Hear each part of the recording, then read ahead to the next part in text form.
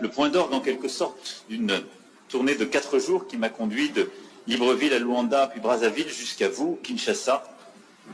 Et c'est ici en effet que se jouent nombre de combats du siècle, y compris ceux que nous avons portés ces derniers jours, celui pour la forêt et justement ce trésor du bassin du fleuve Congo.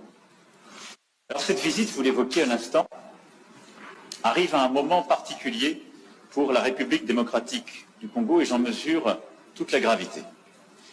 Elle intervient à un moment, vous l'avez dit, Président, où une région, un peuple, un pays, vit le nouvel acte d'une tragédie qui, depuis près de 30 ans, ne s'est jamais vraiment éteinte.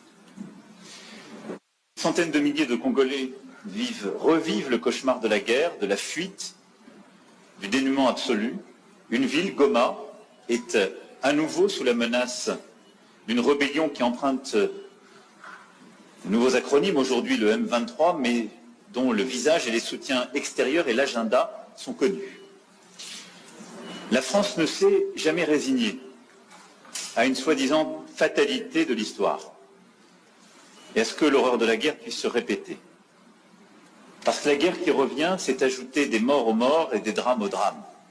Et en disant cela aujourd'hui, je veux également pleinement mesurer le poids de l'histoire, les drames qui se sont joués dans votre pays, les crises et guerres précédentes, qui nécessiteront que la justice pour le temps présent et la justice pour les crimes passés puissent passer. Face à une histoire dont le nombre de victimes équivaut à celui des guerres mondiales que nous avons vécues, la France ne prétend pas, et je ne prétends pas avoir seule une solution. La solution est dans un réveil collectif, dans la prise de conscience qui se joue ici, qui est l'affaire de tous et de toute la région. Et aux crimes et aux tragédies qui se déroulent sous nos yeux, nous ne devons pas ajouter l'oubli et la